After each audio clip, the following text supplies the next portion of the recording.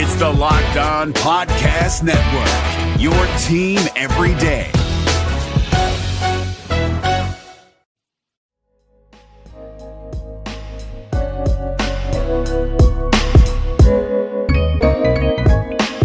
Welcome, everybody, to the Locked On Lakers podcast. I'm Anthony Irwin.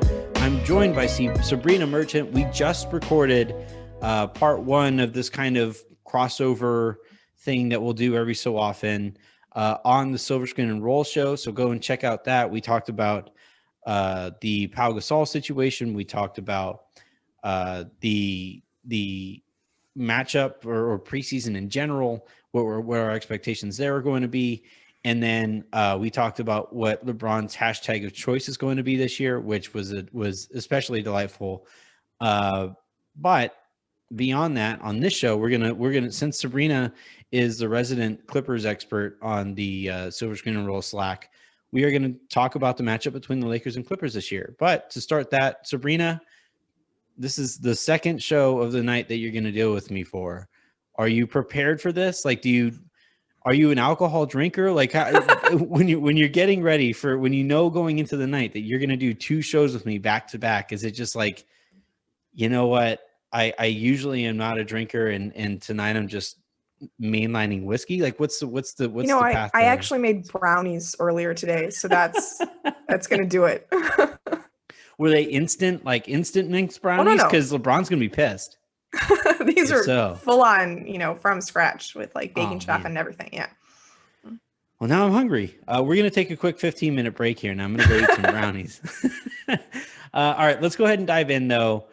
The way we're going to do this, segment one, we're going to talk about why we think the Lakers have an advantage, or why we think, or what it would look like if the Lakers won in a potential series. Segment two, we're going to talk about what that looks like if the Clippers were to come out on top. And then in segment three, we'll give our thoughts on how we think it would actually go. So if the Lakers were to win a series, which I think they would be the betting favorites if heading into any series that they were to play, if the Lakers were to win a series, what do you think that would look like? Like, who in particular would really have to excel for you to say, yep, the Lakers are winning that one?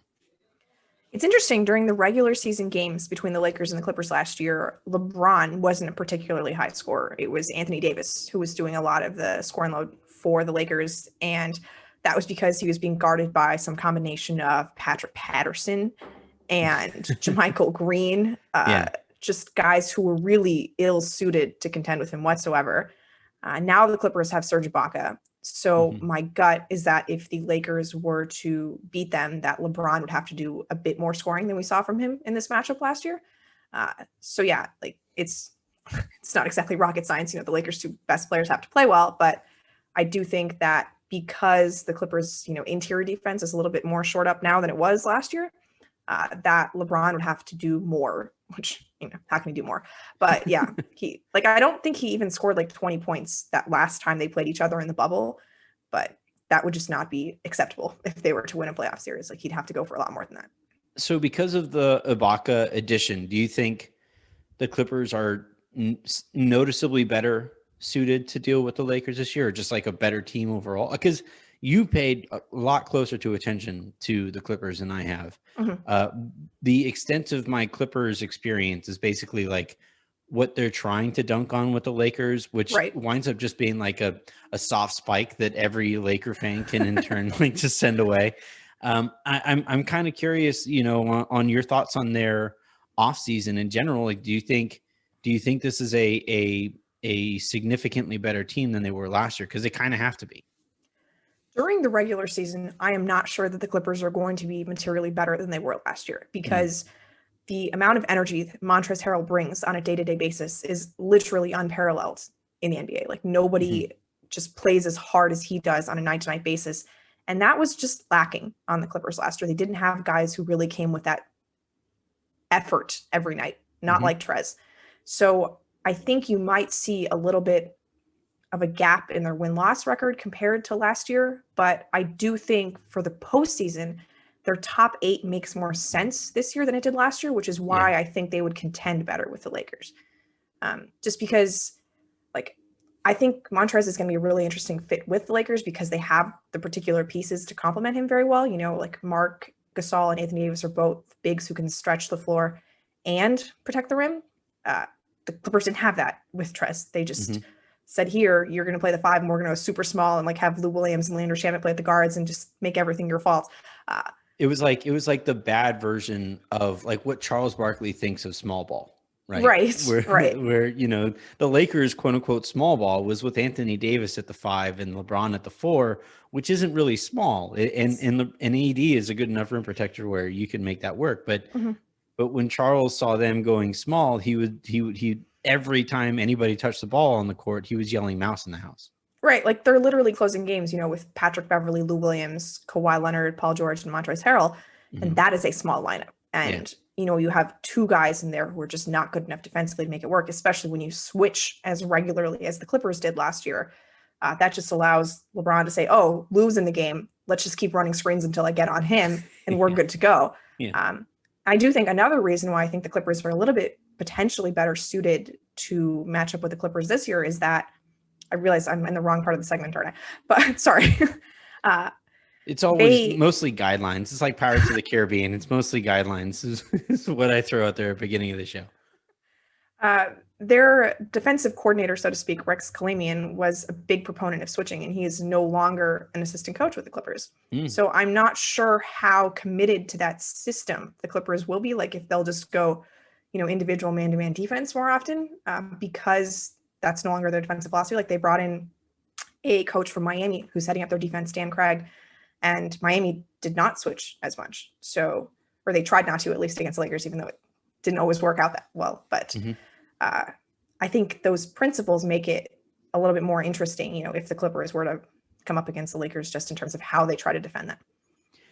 Yeah, I think for me, one of the things I'm really going to be looking for in this matchup for the Lakers to have success is, so the Clippers traded away some of their identity, right? So just like the Lakers did, basically. The Lakers are a very different fundamental team than they were last year, but a potentially better team because of that shift in identity.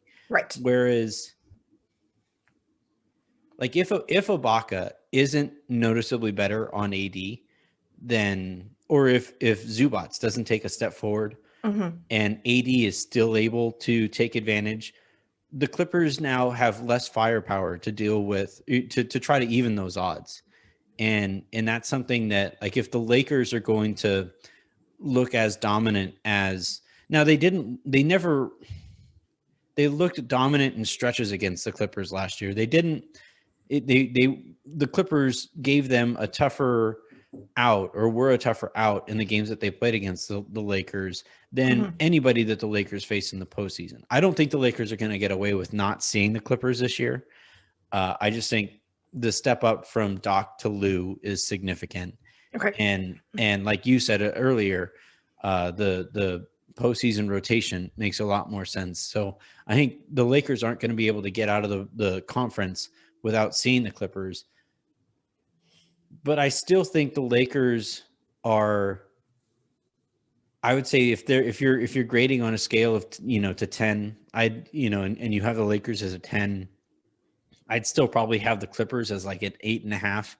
Whereas they're still good, they're still very good, but there's a bit of a gap there. And I'm interested to see, like, you know, last year the Clippers were able to get away at times with Beverly either not being 100% or, you know, just kind of working off of reputation for how good he is defensively.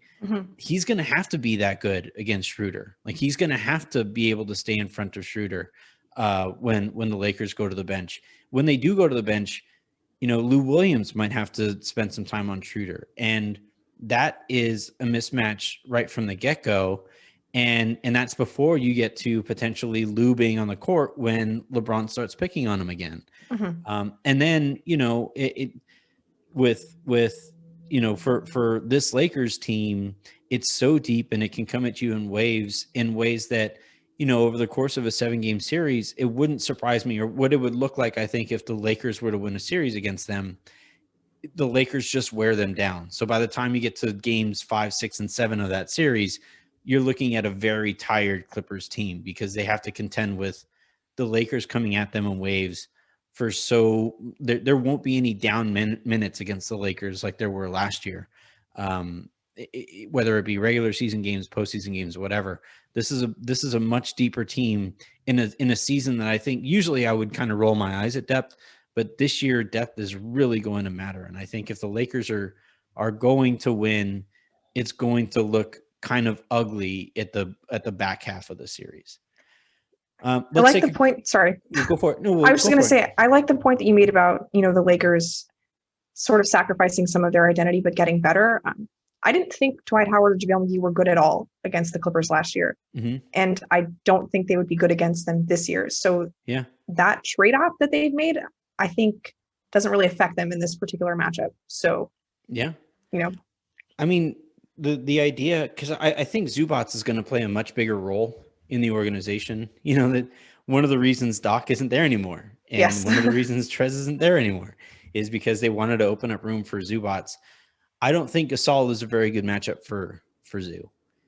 He's a bigger guy. Zoo can't move him around the way that he wants to be able to move around other guys that he's going to see over the course of the year. And then on top of that, Gasol is going to space the floor, and force Zubats out there onto the perimeter, something that he is not particularly comfortable doing. So yeah, that's a great point. Let's take a quick second here. When we come back, we're going to quickly spend some time on what it would look like if the Clippers do come out on top. If the Lakers were to see the Clippers in the series, what are the things to really be concerned about heading into it?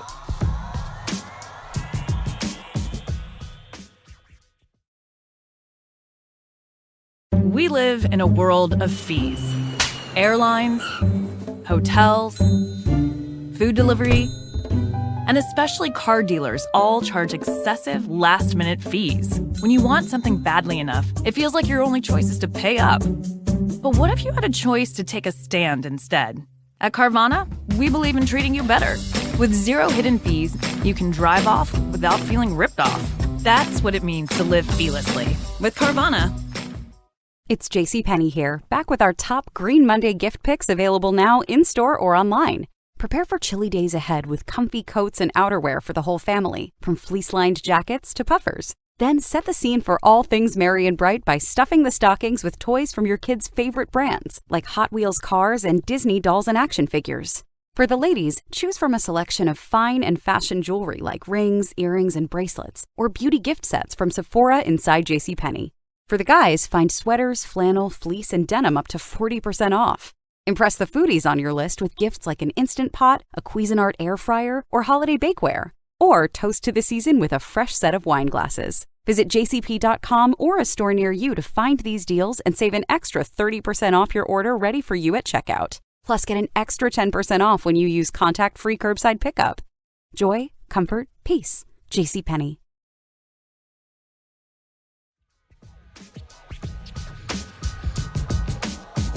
Would you agree heading into this about the Lakers being, if you were to just best team in the conference being a 10 and then the Clippers being 8.5, or would you have them higher than that?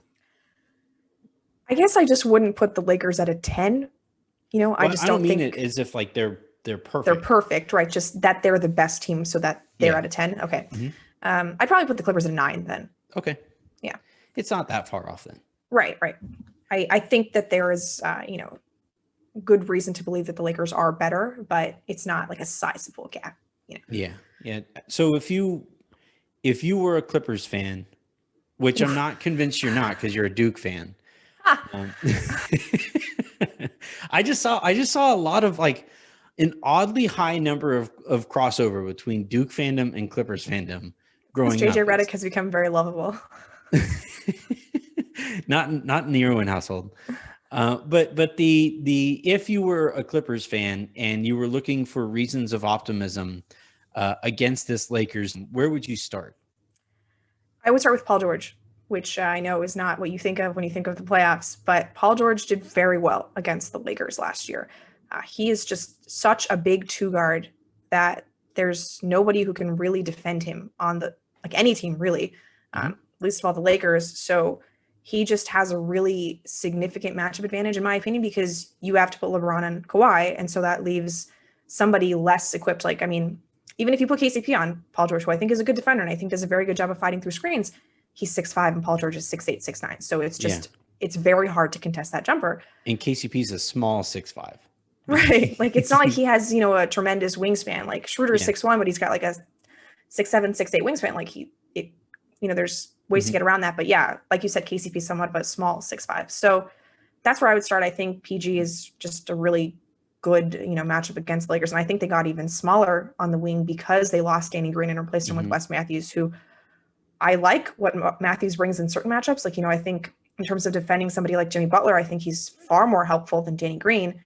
But in terms of defending Paul George, I like a guy who's just a little bit taller. And that's where you miss a Danny Green. So the fact that the Lakers got a little bit smaller on the wing, it requires LeBron to do more. And that's where the Clippers have their best players, right? PG and Kawhi. So you just got to have LeBron doing a lot of defending. You got to hope that Kuz defensive performance in the bubble is a real thing and that he can be used on Kawhi and Paul George. And then you just got to hope they miss some jumpers because they're going to get some open looks. Yeah. Yeah.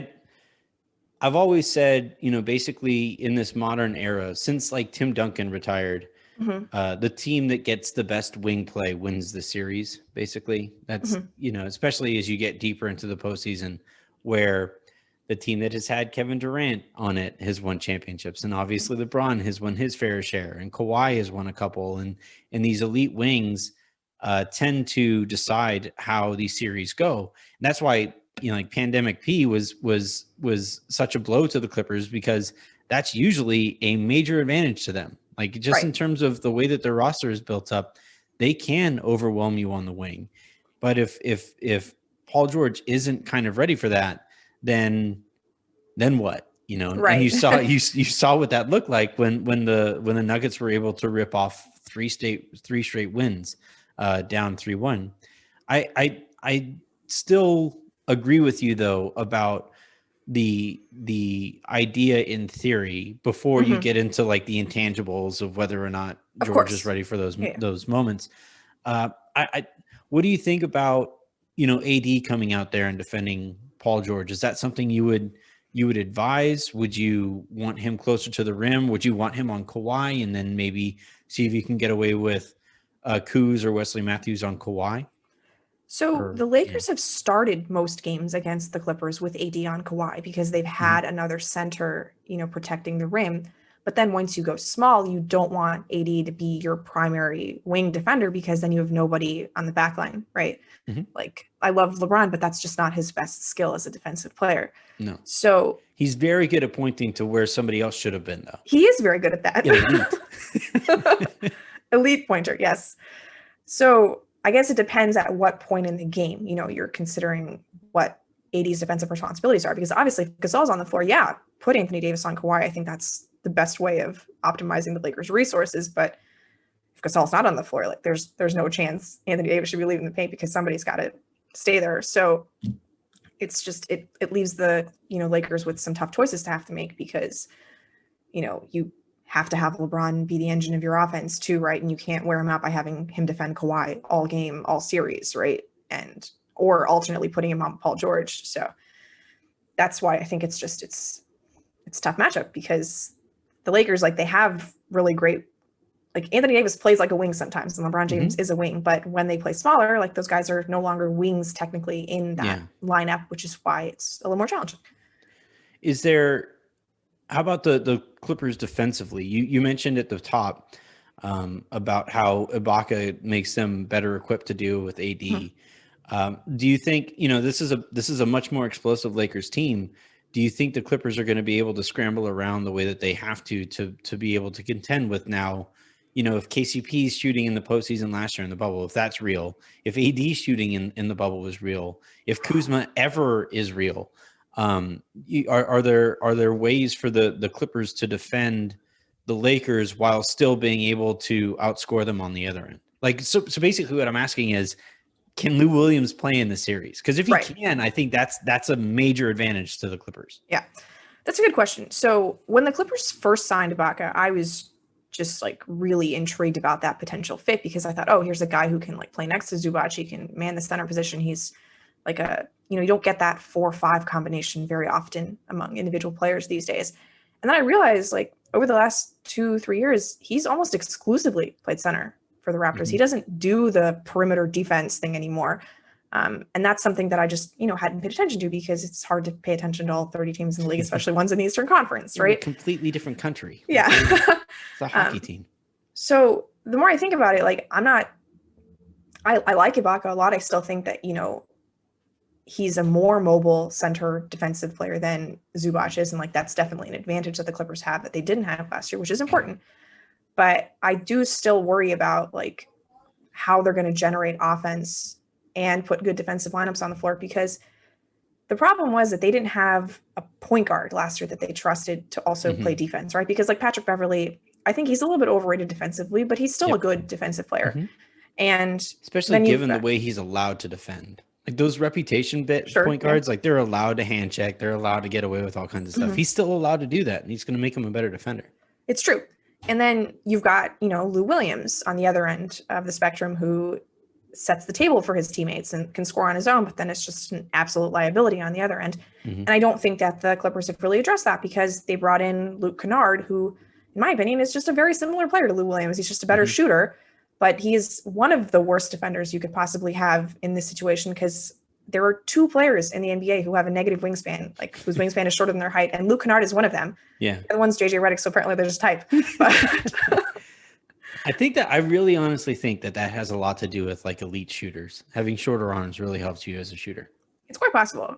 But yeah, I don't know that they have a defender they can put at that guard spot, when they want to go small, so to speak, who can contend with Dennis Schroeder, or, I guess it's just Dennis Schroeder. Like KCP's not really running the offense for the Lakers. So that's an interesting wrinkle that the Lakers didn't have last year that I think makes them difficult to defend. The fact that the Clippers have shored up their interior defense with Ibaka makes me think that that's more important than whatever perimeter defensive challenges they're going to have. Because, you can always just like say like, okay, PG, like just go take this guy.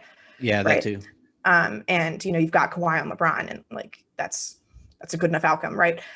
So my gut is that the interior stuff matters more than the perimeter stuff, but I'm interested to see how Dennis Schroeder does against this Clippers team, because he did really well against them as a member of the Thunder. Like those second units were just lit up by Schroeder. I think it's going to continue. Let's take a quick second. That's going to be the segue that we offer as to how we think a series between the two teams plays out.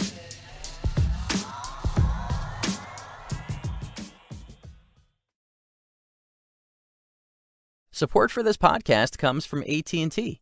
All right, so to stay connected, AT&T Business has the only wireless plan your teams need. With mobile hotspot data up to 100 gigabytes, they can easily use their phones to connect tablets and laptops to the internet from really virtually wherever work takes them, giving them the power to boost productivity even on the go.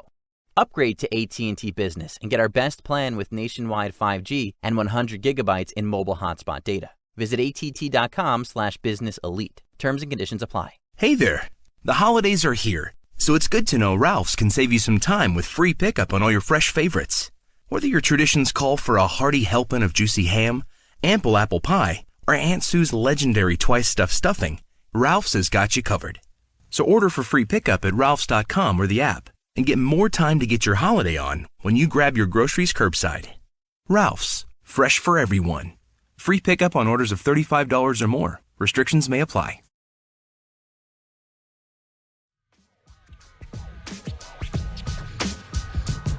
So just a heads up, I should have said this at the very beginning of the show, but this is basically one of the first entries into something we're going to be doing throughout the preseason, where we talk about the various contenders that the Lakers are going to have to get past, either on their way to a championship or for a championship or whatever.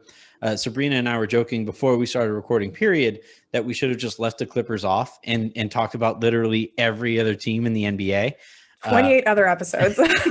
Yeah, right. We could have even talked about some college teams and really. Could Kentucky beat the Lakers? Right. Exactly. That Cade Cunningham kid, like, is he better than Lou Williams right now? But he is. But the thing that, where I kind of sit here on this Clippers team is, and I said it earlier in the show, and I think I'm going to keep on saying it, is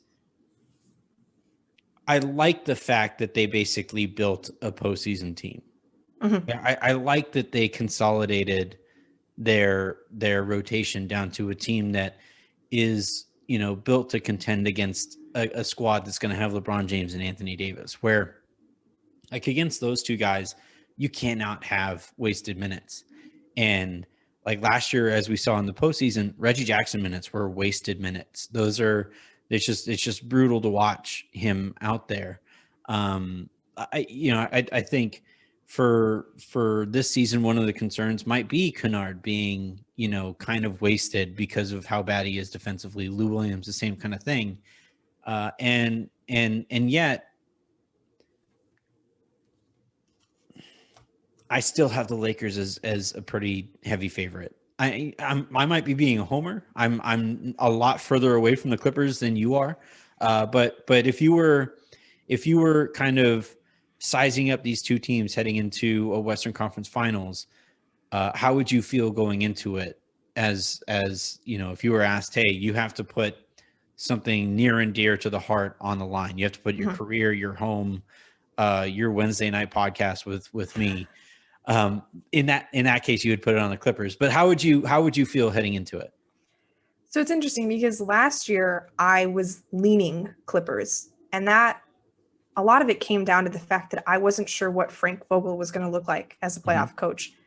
And now I think there is a reasonable body of evidence that Vogel is pretty good at this.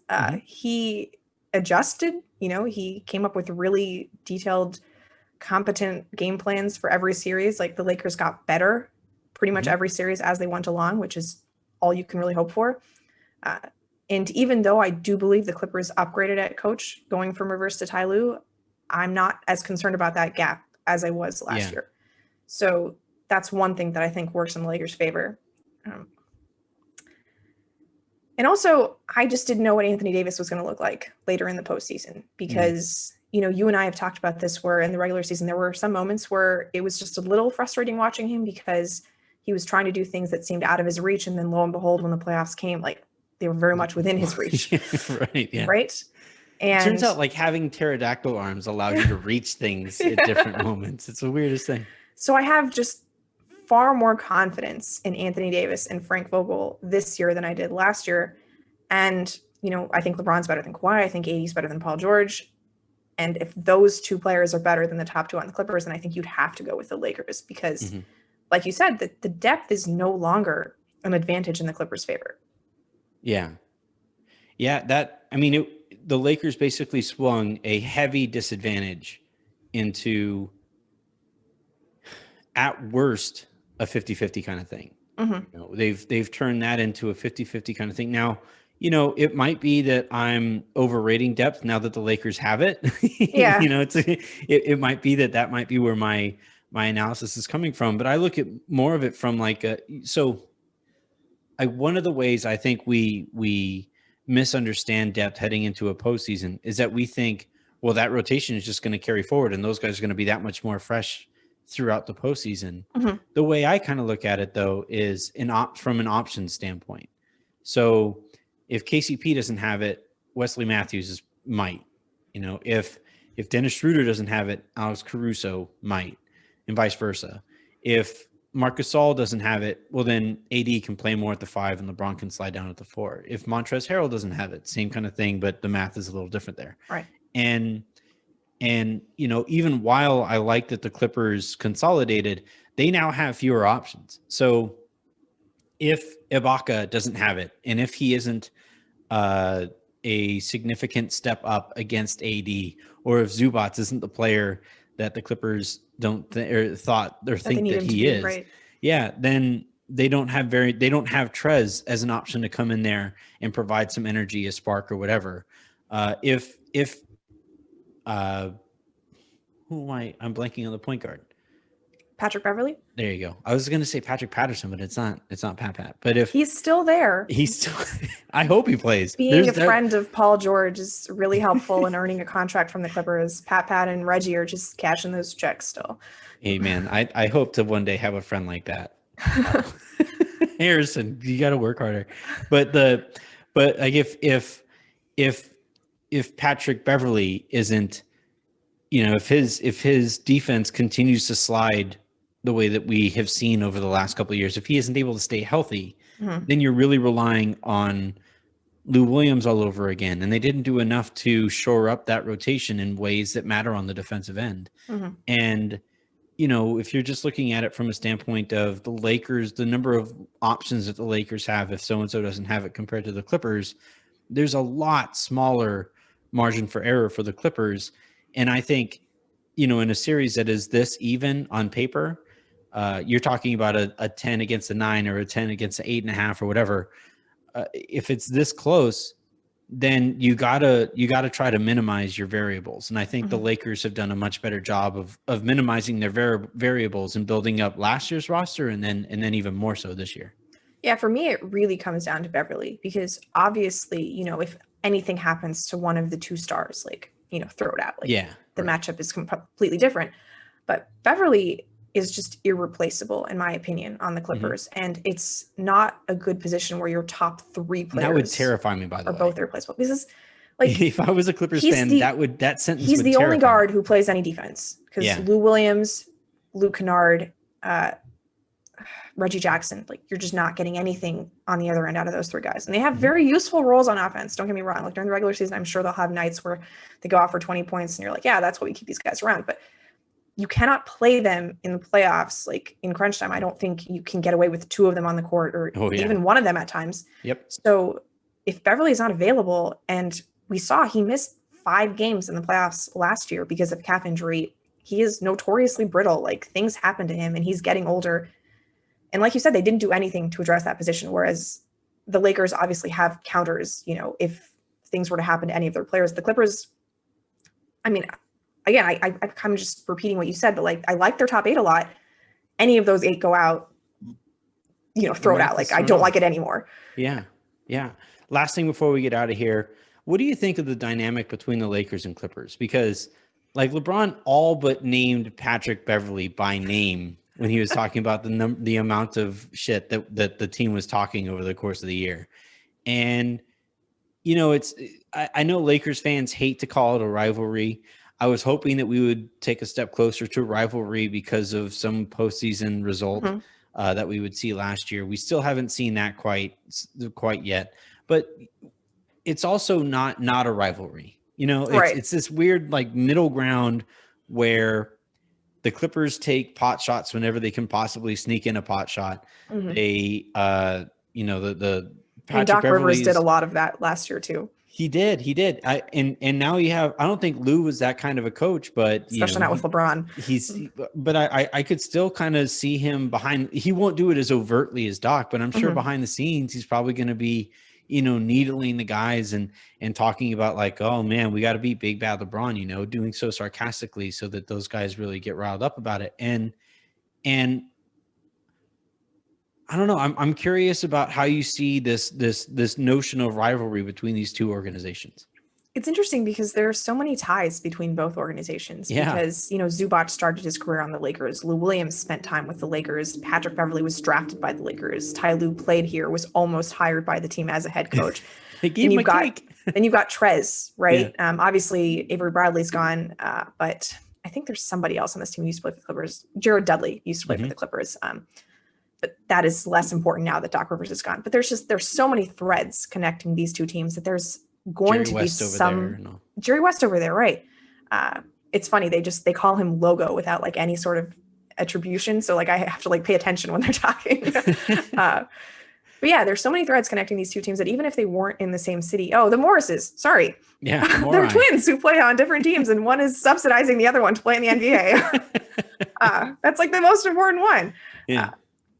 And then obviously, Lou having coached LeBron James to his, great title in Cleveland. So even if they weren't in the same city, I think there would be some level of acrimony between these two teams. And I'm of the belief that you can only have a rivalry if both teams beat each other in the playoffs. So by that definition, we're 2 years away from these teams being a rival because they've never met in the playoffs.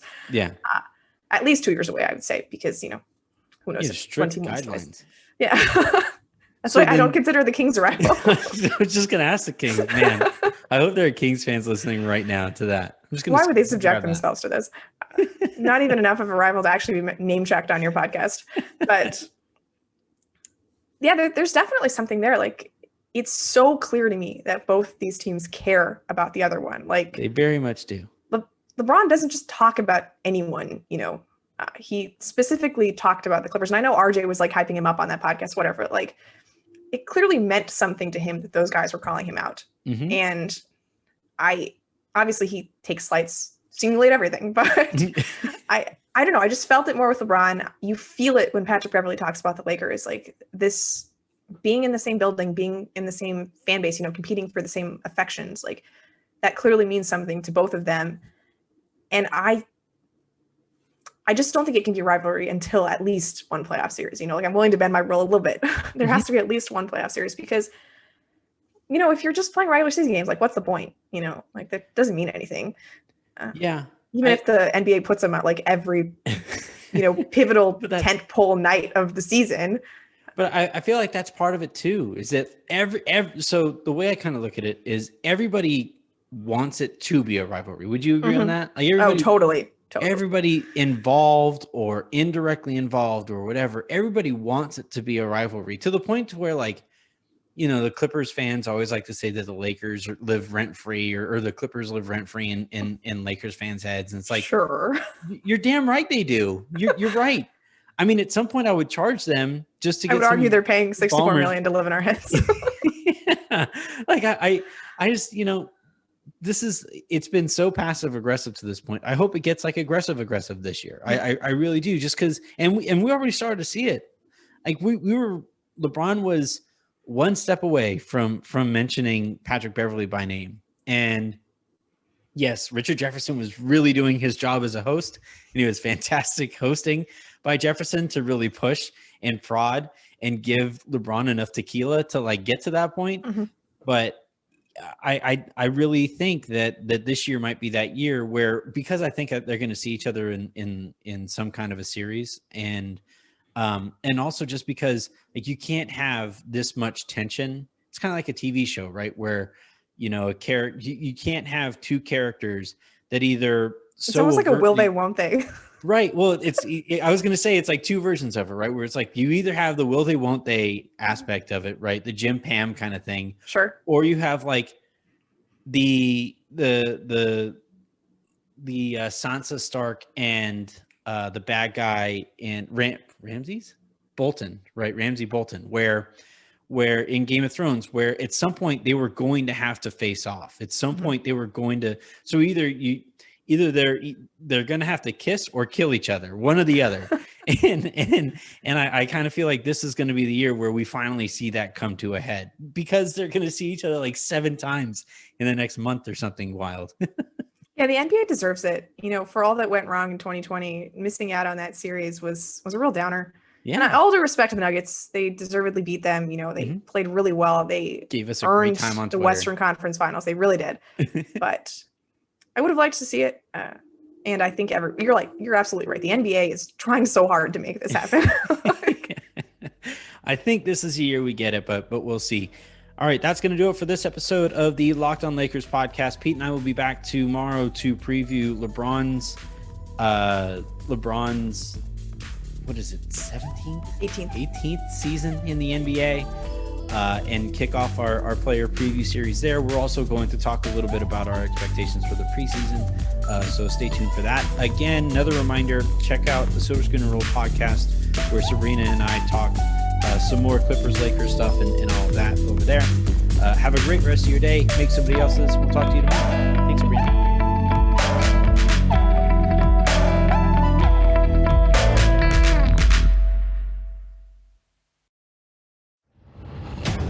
Hey LA sports fans, this is Sarah Avampato, host of the Locked On Los Angeles Kings podcast, which, if you ask me, is exactly the podcast you should be listening to next. I know it's been a couple years since the Kings have been really good, but things are looking up for the team who has one of the best groups of prospects in the entire NHL. Tune in to Locked On Kings as I bring you up to speed on the players who are going to usher in a new era for the Los Angeles Kings. Subscribe now to Locked On Los Angeles Kings, available wherever you get your podcasts. You've heard NBA All-Stars on Rejecting the Screen. You've heard Hall of Fame journalists on Rejecting the Screen. You've heard legendary stories for the first time on Rejecting the Screen. He's Noah Kozlov, and I'm Adam Stanko. Join us by subscribing to Rejecting the Screen so that you always have all three sides of the story. Their side, our side, and the truth.